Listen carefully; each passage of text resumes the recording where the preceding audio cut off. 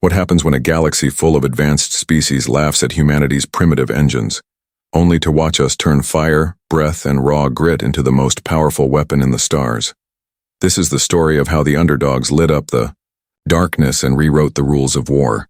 If you're new here, make sure to subscribe to the channel and give the video a big thumbs up to show your support. Now let's jump into the story.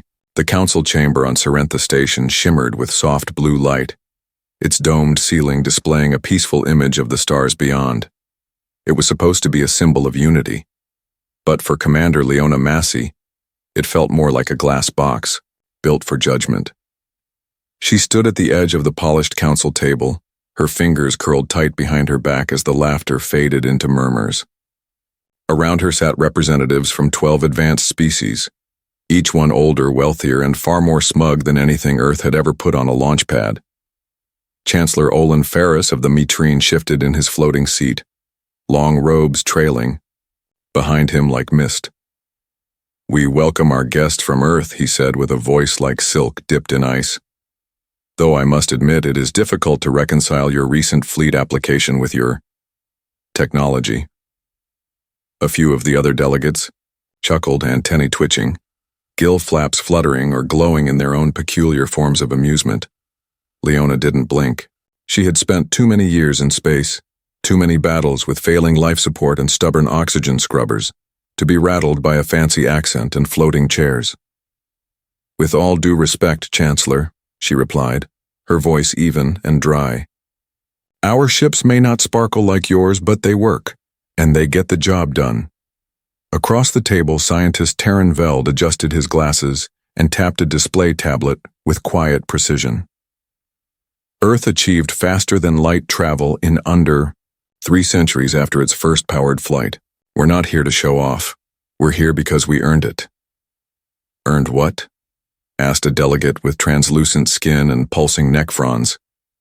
"The right to fill our air with combustion fumes?" That drew another round of amusement. The Krithi representative, a crystalline species with jagged limbs, chimed in next. "I believe your warships are still powered by internal explosions? You burn fuel, like cave dwellers with torches." Leona's jaw tightened. She had heard it all before.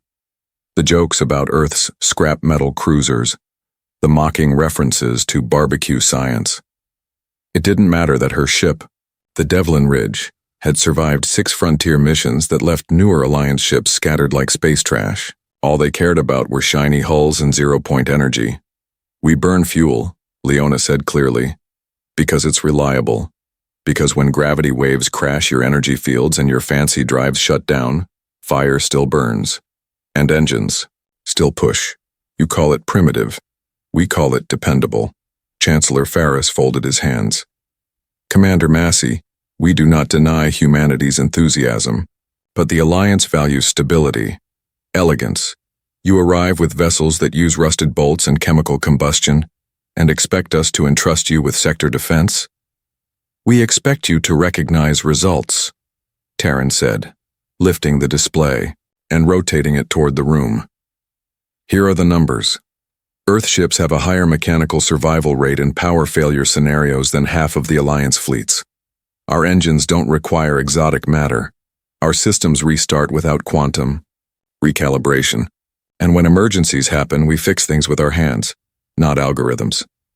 That quieted the room for a moment. Only a moment.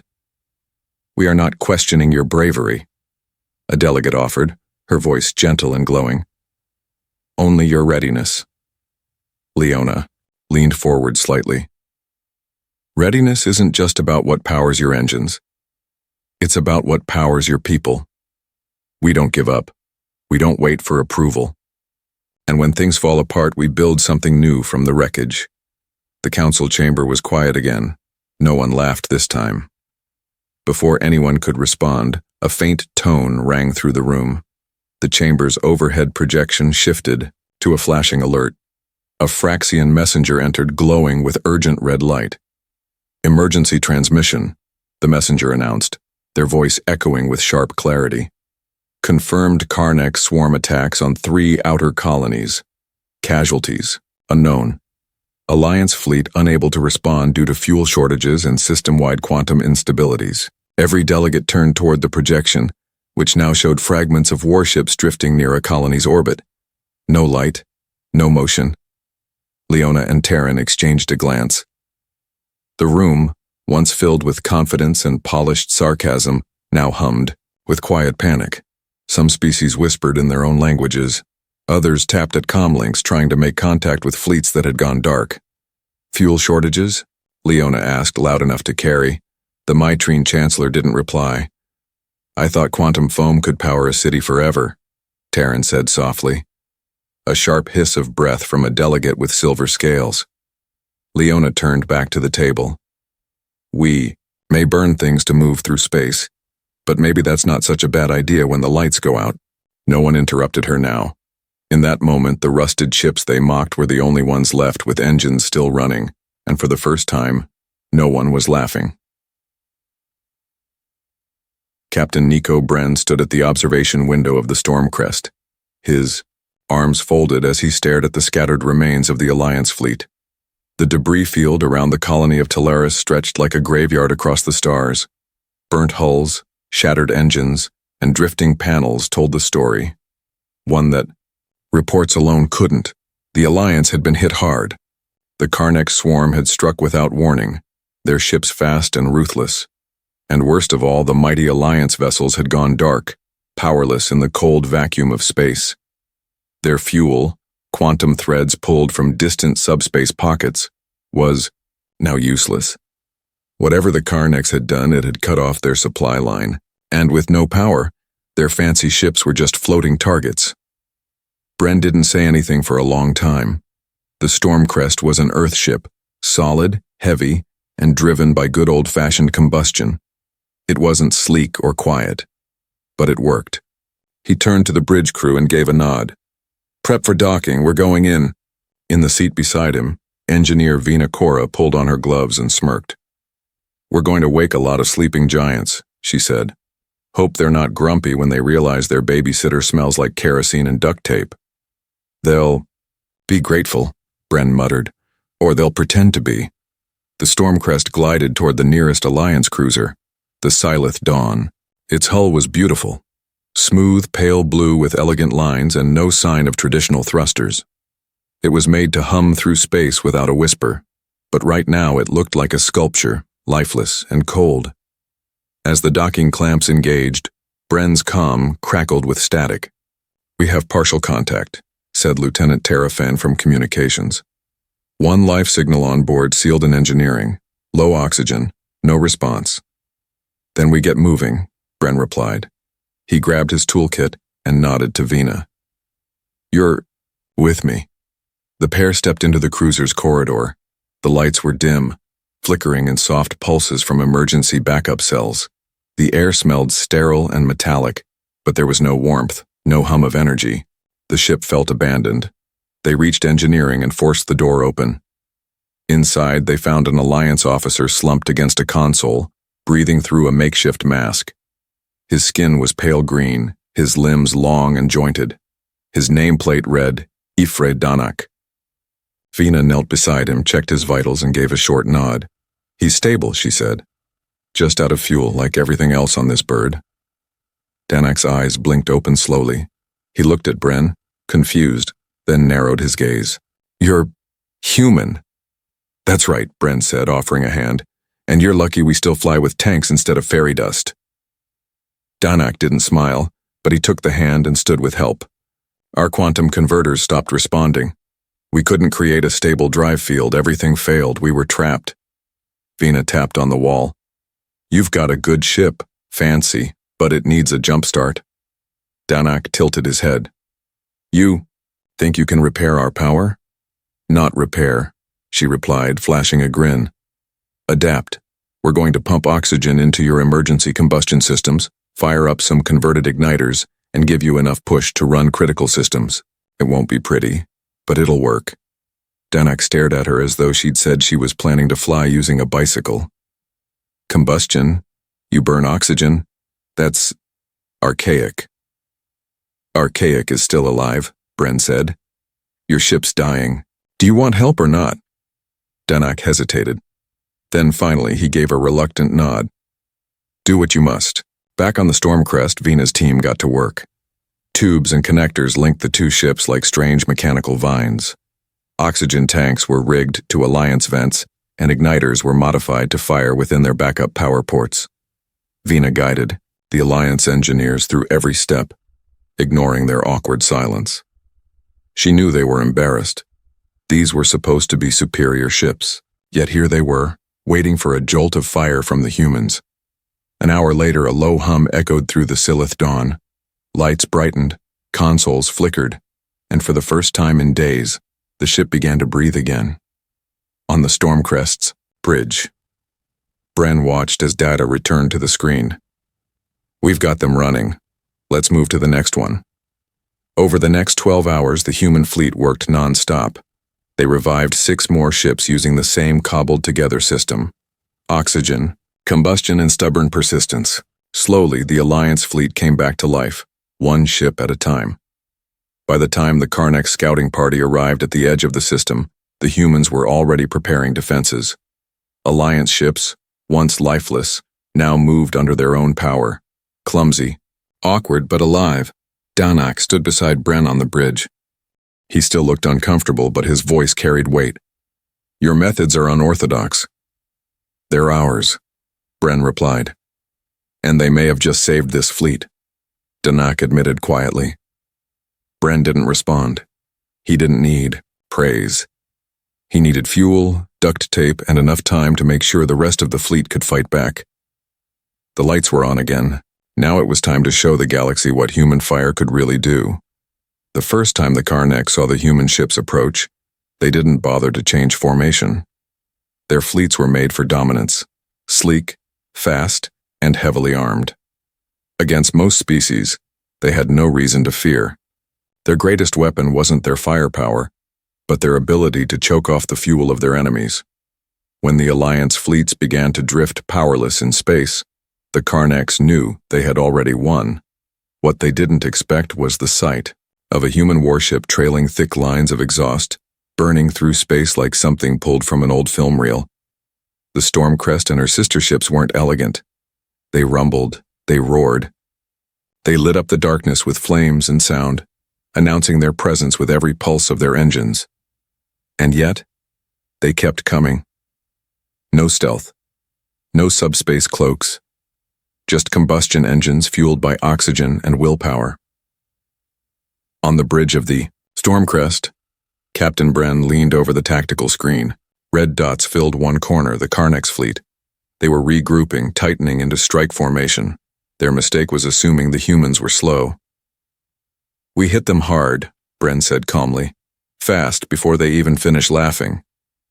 Commander, Vena Cora, strapped into her seat and running final checks on the modified bombers, cracked her knuckles. We're ready. Dragon's Breath is loaded. Dragon's Breath wasn't a standard weapon.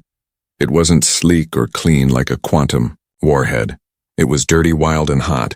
The engineers had mixed concentrated oxygen into plasma charges, designed to ignite on impact and react with trace gases inside Karnak ships. The result? A chain reaction that would melt hulls from the inside out. It wasn't pretty, but it didn't need to be. The signal came. The bombers launched. 12 in all, fast and maneuverable, diving between Karnak's cruisers like insects buzzing a beast's face. The enemy barely had time to react. One Karnak's destroyer opened fire, its beam slicing past the first wave. But the bombers didn't flinch. They danced around the blasts, closing in fast. Then came the first hit. A Dragon's Breath payload struck the destroyer's intake vent. A second later, a bright white flame burst from the ship's rear. A moment after that, it fractured in half, splitting like a dry twig. From the Karnak's command ship, General Jaskor watched the scene unfold. With confusion, he had studied every major fleet in the Alliance.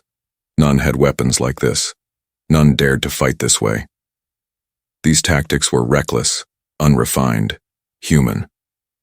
What are they doing? Jaskor demanded. His aides had no answer. All they could see were flames consuming their fleet. Back on the Stormcrest, cheers erupted as another enemy vessel broke apart. That's 3 down, Vena called over the comms. 2 more smoking. They didn't know what hit them. Captain Bren didn't smile. They'll learn fast, they always do, but that's why we stay unpredictable. Across the human fleet, oxygen-based propulsion systems were being pushed to their limits. Engineers rerouted cooling systems, vented emergency reserves, and pushed tanks past safe levels. It was dangerous, it was loud, but it was working. More Alliance ships, now powered with borrowed human systems, joined the fray. The once mocked rust buckets and backup cruisers were now the tip of the spear. Meanwhile, word spread among the Carnecks like wildfire. The humans burned their way through void and shadow. They didn't rely on the exotic. They didn't need subspace tunnels or gravitational bends. They lit fires and flew toward danger, and the Carnecks, creatures raised in cold and silence, were unprepared for it. The next wave came faster. 5 Carnecks frigates converged on the storm crest, clearly hoping to take out the human flagship. Missiles locked, lasers charged, and still, the humans didn't run. Instead, they answered with another salvo of Dragon's Breath. The first bomber was hit, spinning out of control, but not before releasing its payload directly into the central cruiser. Another firestorm. Another ship down. In the chaos, one of the Carneck's vessels made a mistake. A panicked attempt to avoid a collision led it into the exhaust trail of a burning bomber. The oxygen in the trail reacted with trace fuel particles still leaking from the damaged ship. A flash, then a ripple. The cruiser exploded without ever being touched by a weapon. By now, the remaining Carneck's forces were in retreat, but it wasn't the weapons they feared most. It was the breath, the oxygen, the flames, the things they thought they had evolved beyond. In their language, the reports came through, full of trembling clicks and strange phrases. The breath that burns, one translated. The fire that speaks, the air eaters. One term kept repeating, Nalsetra, which roughly meant those who steal life. Captain Bren stood silently as the last enemy signals vanished from the screen. Around him the crew buzzed with victory. But he knew it wasn't over. This battle was won, but the war had just changed shape. The humans weren't just part of the fight anymore. They were the reason it still had a chance. For the first time, the Carnecks had met something they couldn't absorb, outlast, or predict. And that something breathed fire.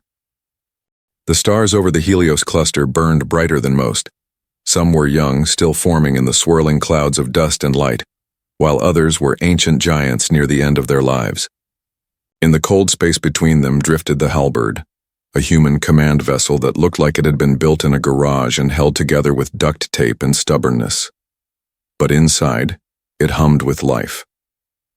On the bridge, Admiral Kieran Hollis leaned over the central display, watching energy readings spike across the cluster.